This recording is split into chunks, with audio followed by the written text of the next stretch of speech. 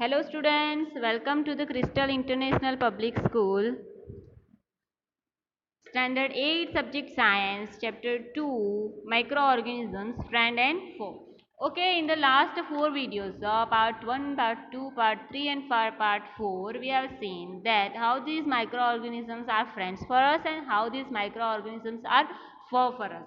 Okay, but for friends of us there are 6 steps, and for four for us there are 6 to 7 steps. Okay, so how they are being friends for us.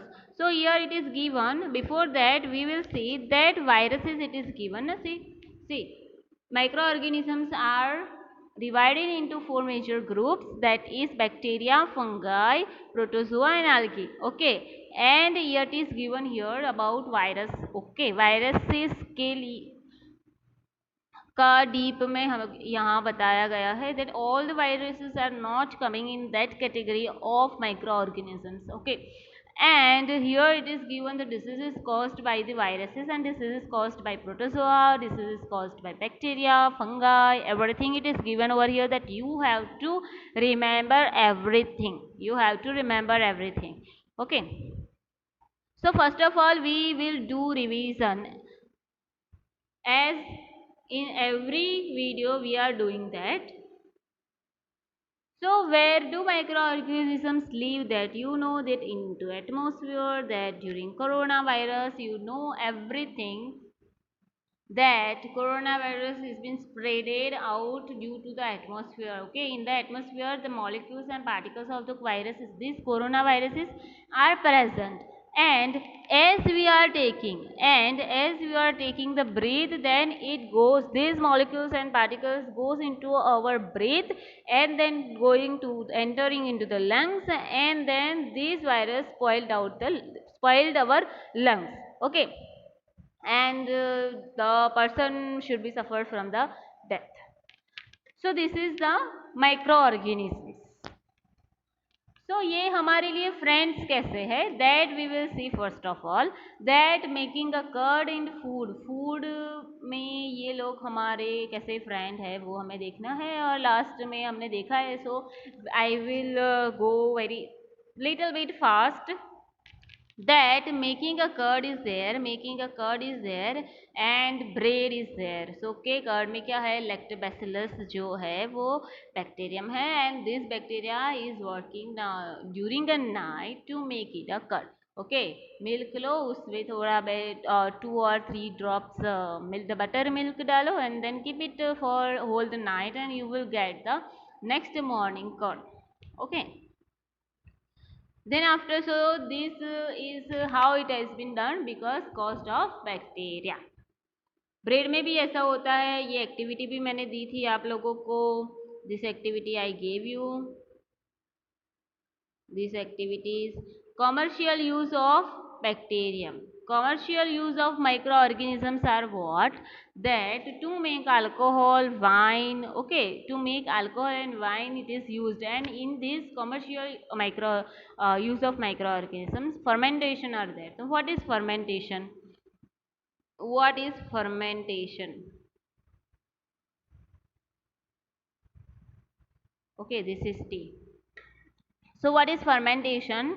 That sugar is converted into alcohol. अब ये हमें कैसे पता चलेगा कि alcohol में convert हुआ sugar? As we have, you have to take 1 glass of water and just mix the sugar into it, stir it, and then add yeast powder, small quantity of yeast powder add into it, and then you will get that after 3 to 4 hours you have to just take a smell of it. As you will take a smell of it, then this smell will be of alcohol. Okay, so this is called fermentation. तो ये क्या हुआ, fermentation हुआ. तो इडली डोसा का खीरा हम बनाते हैं, मम्मी बनाती है, हम तो नहीं बनाते. ओके, तो मम्मी बनाती है ये सारा जो इडली डोसा है. देन ब्रेड बनती है, केक बनती है, तो उसमें हम ईस्ट पाउडर ऐड करते हैं. ठीक है, तो ये इससे क्या होगा कि उसमें फर्मेंटेशन होना शुरू हो जाएगा. और fermentation means what?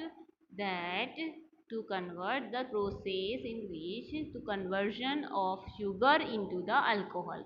Okay, that is called fermentation. That is called fermentation. Okay. Now medicinal use of microorganisms are there also. That is, we are taking capsules, injections while the person is suffering from it, suffering from diseases. Then it means what? That doctor is giving them antibiotics. The doctor are giving the medicines, that is called antibiotics medicine. Antibiotic means what? The person is suffering from fever, so those microorganisms, due to those microorganisms the person is suffering from the fever, then doctor will give them such type of medicine that they can attack against the this fever microorganisms. Okay, and what will happen, that medicinal microorganisms will be winner and the suffering from diseases microorganisms will be loser. Okay, तो इसका मतलब क्या हुआ कि medicine भी कैसे बनती है, fungi and bacteria, fungi and bacteria. तो मेडिसिन भी इससे ही बनती है, फंगाई एंड बैक्टीरिया, फंगी। तो ये फैक्ट्रीज में बनते हैं, तो इससे भी हम bacteria and fungi, and that means microorganisms are friend for us. Yes, of course. And okay, it is given here some antibiotics medicines, that is streptomycin, tetracycline and erythromycin. Okay. Now next is vaccine. तो vaccine तो आप सबको पता है कि disease carrying जो microbes enter in our body enter होते हैं, तो it produces antibodies to fight the invader. It means what, कि जो बाहर से माइक्रो ऑर्गेनिजम्स जो है वो डिसीज कैरिंग होते हैं और हमारे बॉडी में एंटर होते हैं, उससे पहले ही हमें ऐसा जो स्ट्रक्चर है भगवान ने बनाया है, गॉड ने बनाया है, कि उससे क्या होगा कि वो फाइट करना शुरू होंगे against them. Okay, it means what, antibodies produce होगा। ओके, तो ये वैक्सीन का ही एक स्ट्रक्चर वैक्सीन के जैसे ही काम करता है ना। तो वैक्सीन हम लेने के बाद क्या होगा कि vaccine, okay, during nowadays we are taking vaccine of corona. तो कोरोना की वैक्सीन में क्या आता है, इम्यूनिटी सिस्टम बढ़ने की भी होती है ना। तो उससे क्या होगा कि हम लेंगे तो हमें इम्यूनिटी सिस्टम बढ़ेगी। तो ये इम्यूनिटी सिस्टम जैसे जैसे बढ़ेगी तो ऐसे ऐसे जो कोरोना वायरस है वो अंदर एंटर होने से पहले ही वहाँ पे किल हो जाएंगे। ठीक है, तो इसीलिए हमें वैक्सीन लेनी चाहिए। ओके, तो छोटे छोटे जो बच्चे होते हैं उसको पोलियो की वैक्सीन दी जाती है। क्यों? क्योंकि as they are growing they will grow, as they will grow then what will happen, that this polio disease will not enter into that body, their body. Okay, तो इसलिए पोलियो दी जाती है कि क्या है कि जो पोलियो आना शुरू जो हुए एंटर हुए ना उससे पहले ही वो किल हो जाए। ठीक है, सो वैक्सीन भी कैसे बनी हुई है, वो भी ये माइक्रो ऑर्गेनिज्म से ही बनी है। सो this is thus such type of this vaccine is also made manufactured by micro organisms. Okay, तो हम कह सकते हैं ना कि micro organisms are friends for us. Okay, so next topic is increasing soil fertility, that you know everything. Then cleaning the environment, that you also know. Cleaning environment means what, to make a manure, and manure is what, decomposition of dead plants and dead animals. Okay, and then after you will just take a smell of it, then you will say that yes, it is so much bitter smell, but this smell will do work very nicely, that this smell will mixed with the atmosphere and this smell will clean the atmosphere. Okay, as the structure, that is manure, will be dried up. Okay, वो dry होगा तो उसकी जो smell हो है वो atmosphere में mix होगी और इससे एटमॉस्फेयर कैसे होंगे, क्लीन होंगे। तो मैंने आपको एक एग्जांपल दिया था ना लास्ट वीडियोस में, दैट इज़ विलेज के एटमॉस्फेयर बहुत अच्छी होती है। क्यों? क्योंकि वहाँ पे मैन्योर बहुत अच्छा बनता है वहाँ पे फार्म भी बहुत अच्छी है, तो क्रॉप होता है, तो इसीलिए वहाँ पे मैन्योर वो लोग बनाते हैं, और मैन्योर से क्या हो है, जो एटमॉस्फेयर है वो क्लीन रहेगा। ठीक है, तो ये भी माइक्रो ऑर्गेनिजम्स ही हुई है, माइक्रो ऑर्गेनिजम्स की वजह से ही मैन्योर क्रिएट हुआ। ठीक है, अब हार्मफुल कैसे है, हार्मफुल माइक्रो ऑर्गेनिजम्स कैसे है, तो यहाँ पे एक वर्ड दिया गया है, pathogen. Pathogen means what, that जो डिसीज माइक्रो ऑर्गेनिजम्स की वजह से होते हैं उसको क्या बोलते हैं, पैथोजेंस कहते हैं। ओके, तो disease causing micro organisms in humans. Okay, तो यहाँ पे डिसीज कैसे होते हैं ह्यूमन में ये बताया गया है। तो फर्स्ट ऑफ ऑल तो क्या है, पैथोजन एंटर कैसे होता है कि हम किसी फीवर पर्सन के कांटेक्ट में आए। इट मीन्स सपोज मैं बोल देती हूँ कि one person is suffering from the fever cold and is as you are coming in to the contact with them, then you will also be suffer, you will also have to suffer from it. Okay, इसका मतलब क्या हुआ कि जो cold है तो वो क्या करेगा कि उससे, if the person will not cover their mouth and nose, then this sneaky and sneezes cold particles जो है वो क्या होते हैं कि एटमॉस्फेयर में आएंगे, बाहर आएंगे उसके माउथ से, and then they will spread out and as we will take the breath and they will enter into our body. Okay, and we have to suffer from it. तो इससे क्या होगा कि ये बैक्टीरिया हमारे लिए जो है वो है, दैट मीन्स एनिमी है। ओके, तो यहाँ पे यही बोला गया है। तो जो आप कम्युनिकेशन में आते हो, कांटेक्ट में आते हो, तो वो जो डिसीज होता है उसको क्या बोलते हैं, कम्युनिकेबल डिसीजेस। उसको क्या कहते हैं, कम्युनिकेबल डिसीज। ओके, अब ये डिसीजेस ऐसे भी होते हैं जो फूड से होते हैं, फूड से होते हैं। इट मीन्स व्हाट, कि जो हाउस फ्लाई है, मॉस्किटोज है, उससे भी हमें ये सब, ये सारा जो सारा डिसीजेज है वो भी हमें सफ़र करना पड़ता है, हाउस फ्लाई से, मॉस्किटोज से। तो मैंने आपको बोला था ना, I told you that house fly sitting on to the excreta animals and animal excreta, then into the onto the garbage, and then after this housefly will sit on to this housefly will sit on to the food, that is uncovered food. Okay, suppose रोटी मैंने रखी है तो वहाँ पे वो मक्खी आई, house fly आई और बैठी, sitting, she is sitting there, and then after वो क्या करेगी कि जो उसमें जो माइक्रो ऑर्गेनिजम्स जो स्टिक हुए हैं ना, वो सारे के सारे उसमें स्प्रेड हो जाएंगे। Okay, and then after we will eat that roti. तो हम खाएंगे तो क्या होगा कि हमारे स्टमक प्रॉब्लम होंगे। तो ये किससे हुआ स्टमक प्रॉब्लम, माइक्रो ऑर्गेनिजम्स की वजह से हुआ। ओके, अब यहाँ पे दिया गया है कि एक जो है वो मस्किटोज से कैसे होता है वायरस। ओके, तो मलेरिया जो है वो मस्किटोज से होता है, बट उसका भी नाम है ना, यस। तो that is female Anopheles mosquito से क्या होता है, मलेरिया होता है, एंड फीमेल एड्स मॉस्किटो से क्या होता है, डेंगू होता है। ठीक है, डेंगू होता है, तो ये आपको याद रखना है। और मॉस्किटोज जो है वो वाटर में रहते हैं, तो वाटर ढंका हुआ रखना चाहिए आपको। And this the creation of this mosquitoes are from a water. Okay, and this table it is given and I have given you homework. I hope that you all have done this homework. This table, in this table diseases are given and causative microorganisms are given, then mode of transmissions and preventive measures are given. तो preventive measures ना आपको पढ़ना है क्योंकि आपके लिए बहुत important है। तो जो आपने पढ़ा होगा तो आपको पता चल जाएगा कि नहीं नहीं ये डिसीज़ कैसे हुआ, नहीं मैंने ना वो डर्टी वाटर पी लिया था तो उसमें जो मॉस्किटोज भी हो सकते हैं तो उससे मुझे ये हुआ, इसलिए। ओके, तो आपको कौन से प्रिकॉशंस रखने हैं, everything is given into it.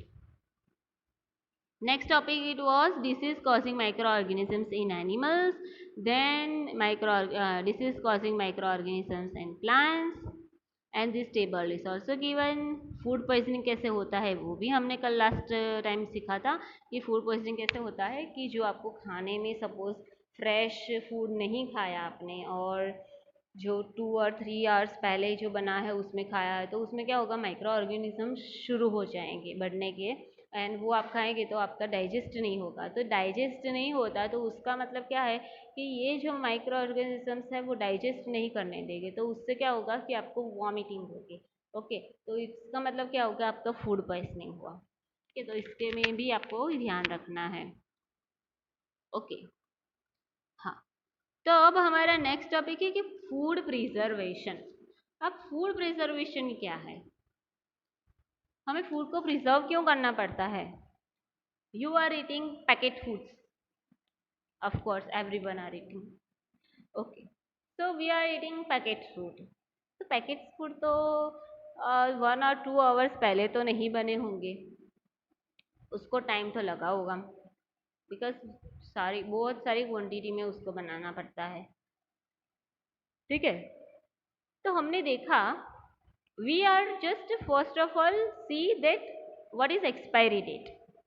तो एक्सपायरी डेट हम क्यों देखते हैं और पैकिंग डेट क्यों देखते हैं, तो इसके जो बीच में है ना वो ना फूड में क्या होगा कि 3 to 4 मंथ्स का गैप होगा, कुछ पैकेट्स में 9 मंथ्स का गैप होगा, कुछ पैकेट्स में 12 मंथ्स का गैप होगा। तो ये हमें लिखने की क्यों ज़रूरत पड़ी, और 9 मंथ्स 12 मंथ्स 4 मंथ्स से के आफ्टर 4 मंथ्स 4 मंथ्स 3 मंथ्स के बाद हम खा रहे तो भी हमें ऐसा ही टेस्ट क्यों आ रहा है जैसे वो बना हुआ है, अभी अभी बना हुआ है। तो हम ये देखेंगे कि उसमें क्या है, प्रिजर्वेशन ऐड कर किया जाता है, तो वो प्रिजर्वेशन क्या है वो हम देखेंगे। ठीक है, सपोज हाँ मम्मी ने नाइट में जो मिल्क है वो हॉट किया, ओके उसको उबाला, ठीक है, एंड आफ्टरवर्ड्स वो क्या करेंगे कि उसको ठंडा रखने के लिए रख देंगे, and then after they will she will put this milk into the fridge. Fridge में रखने की क्यों ज़रूरत पड़ी, बाहर नहीं रख सकते, क्योंकि फ्रीज भी एक प्रिजर्वेशन की तरह काम करेगा ना, कि वो आपको अच्छा फ्रीज में रखेंगे तो फ्रीज में क्या होगा कि जो मिल्क है वो बिगड़ने की, स्पॉइल होने की बहुत प्रोबेबिलिटी नहीं है। ठीक है, और बाहर रखेंगे तो क्या है कि एटमॉस्फेयर में जो है वो एटमॉस्फेयर का जो सीज़न है, सपोज समर है, कोल्डनेस है, देन रेनी सीजन है, तो उसमें भी बैक्टीरिया होते हैं, तो वो बैक्टीरिया उसमें ट्राई करेंगे उसको स्पॉइल करने के लिए, इसलिए हमें फ्रीज में रखना पड़ता है। तो कुछ फूड्स ऐसे होते हैं कि हम फ्रीज में ही रखते हैं। तो इसका मतलब क्या हुआ कि फूड प्रिजर्वेशन हमने किया। तो फूड प्रिजर्वेशन क्या है दैट वी विल सी।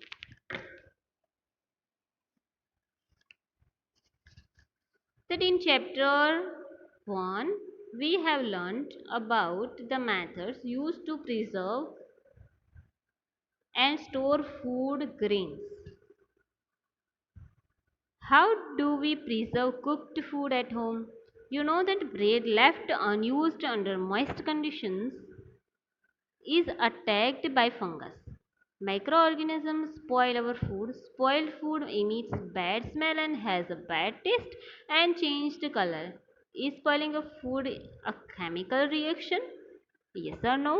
तो इसमें मैंने हमें अभी आपको बोला ना वही है कि ब्रेड जो है उसमें हम बाहर रखेंगे तो 3 और 4 डेज के बाद उसमें फंगस आने की शुरू हो जाएंगी, और ये फंगस का आप खाएंगे ना तो आपको बिटर बिटर स्मेल आएगी या बिटर बिटर टेस्ट आएगा। एक्चुअली नहीं खाना, किसी को भी ट्राई नहीं करना है, वो तो जस्ट मैं आपको एक्सप्लेन करती हूँ कि कैसे वो टेस्ट आएगा और कैसे बिटर स्मेल आएगी। स्मेल ले सकते हैं, स्मेल तो आपको आ ही जाएगी, ले भी नहीं सकते हैं, लेकिन टेस्ट नहीं करना है आपको। ठीक है, तो ऐसे जो है, तो ये क्यों हुआ, तो उसको तो वो तो माइक्रो ऑर्गेनिजम्स की वजह से हुआ। ठीक है, माइक्रो ऑर्गेनिजम्स की वजह से हुआ कि नहीं, तो ये क्या है, ये स्पॉइल फूड है, ये केमिकल रिएक्शन होगा, यस और नो, वो हम देखेंगे। ठीक है, Paheli bought some mangoes but she couldn't eat them for a few days. Later she found that they were spoiled and rotten, but She knows that the mango pickle our grandmother makes doesn't spoil for a long time. She is confused. Of course. See, जो mango लाए हम market से 3 और 4 days के बाद खाएंगे then it will be spoiled. But हम जो पिकल बनाते हैं घर पे वो तो हम सारा का सारा होल ईयर हम चलाते हैं. होल ईयर के बाद भी हमें ऐसा ही टेस्ट आता है. क्यों? Y? So let us study the common methods of preserving food in our homes. We have to save it from the attack of microorganisms. तो उसके क्या है? केमिकल मेथड्स हैं. तो केमिकल मेथड्स कौन से हैं?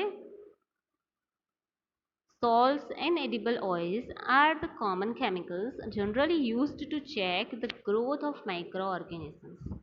See, salt and edible oil कैसे chemicals है? तो to check the growth of microorganisms. Okay, therefore they are called preservative. See, जो salt है and edible oils जो है वो क्या है कि माइक्रो ऑर्गेनिजम्स को जो ग्रो होता है उसके केमिकल्स है तो उसको ग्रो नहीं हो, वो क्या करता है? उसको वहाँ स्टॉप करता है. ठीक है. And they are called preservatives.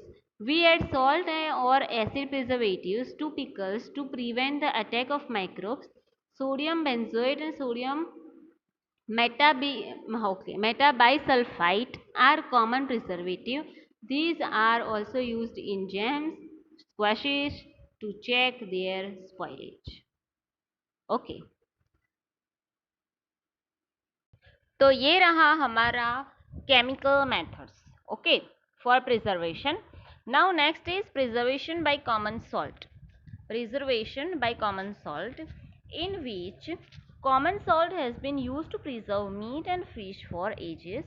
Meat and fish are covered with dry salt to check the growth of bacteria. Salting is also used to preserve amla, raw mangoes and tamarind. Okay. अब इसमें क्या कहा गया है कि common salt वो preservation कैसे हुआ. ओके. तो common salt being used to preserve meat and fish for ages. Okay. Meat and fish को बहुत टाइम के लिए उसको एज इट इज़ रखने के लिए उसको क्या करना पड़ता है? सॉल्ट में रखना पड़ता है. ठीक है. Meat and fish are covered with dry salt to check the growth of bacteria.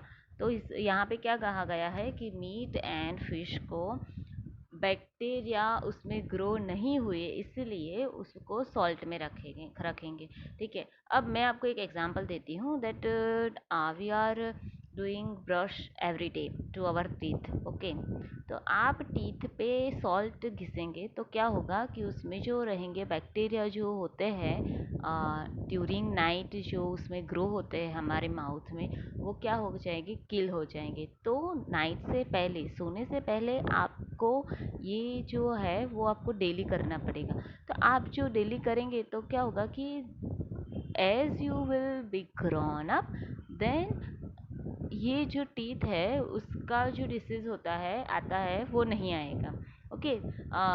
कुछ एजेस के बाद हमें क्या होता है कि टीथ हम पेन करना शुरू होता है. ठीक है. तो वो नहीं होंगे. ठीक है. तो ये सॉल्ट भी कैसे है? बैक्टीरिया को वो कहाँ रोकते हैं. Okay. Then salting is also use to preserve amla, raw mangoes and tamarind. Okay. तो सॉल्ट क्या है कि प्रिजर्व किसको करता है? आमला को करता है. आमला भी रखते हैं ना हम घर पे. रॉ मैंगोज को करते हैं. Okay. And tamarind. Okay. Preservation by sugar. अब सुगर से ये कैसे प्रिजर्व होंगे कि jams, jellies, squashes are preserved by sugar. Sugar reduces the moisture content which inhibits the growth of bacteria which spoil food. Okay, जो